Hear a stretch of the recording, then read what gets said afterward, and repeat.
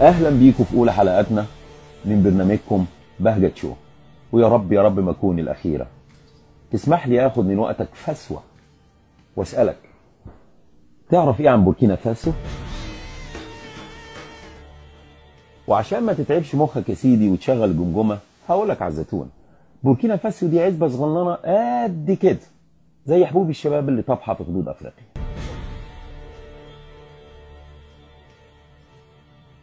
طاقت في دماغ القائد العام للقوات المسلحه اونوري تراوري انه يعمل انقلاب ويشيل الريس كومباوري ويحط بوركينا باللي فسوا واللي ما فسوش في عبه. وده طبعا الحفاظ على مكتسبات الديمقراطيه والسلم الاجتماعي اللي بيطلع فوق مع كل انقلاب. الجنرال اونوري اختار اذاعه اوميجا، واخد لي بالك انت من اوميجا دي.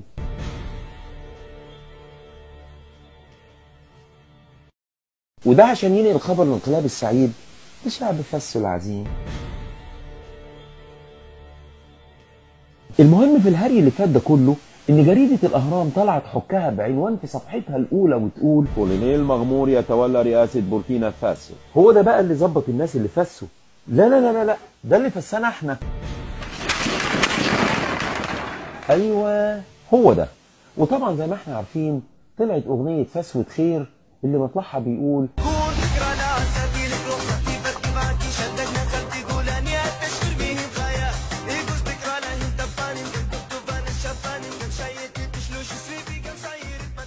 المهم عم الحاج لما اتسأل يعني ايه فسو قال فسو يعني حضن.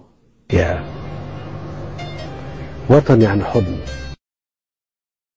وطن يعني حضن، حضن بلدنا هو الوطن. وطمن الشعب الفيساوي في اول بيان ليه وقال ما عنديش حاجه اسمها ما تفسيش، هتفسوا يعني هتفسوا وعلى الناشف.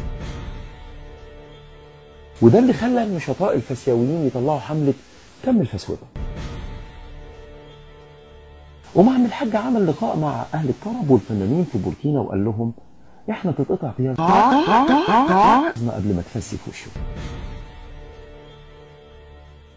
الحقيقه الانقلاب في بوركينا فتح سبوبه ولقمه عيش حلوه لناس كتير، بدليل ان اذاعه اوميجا اعلنت عن وظائف خاليه في مجال الصحافه والاعلام، وطلبت على وجه السرعه والتحديد عدد 2 احمد موسى لا يشترط الجنس، و3 توفيق عكاشه جميع المأساة، وعدد 1 مستشار سبدين، وعدد 1 سوسن بجميع الأوضاع.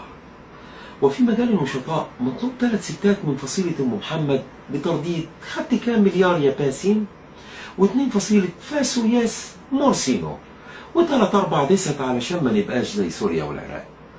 أما في مجال العلوم الطبية والبحث العلمي عدد 1 كفتاجي خبرة في علاج الإيدز بلا سياق.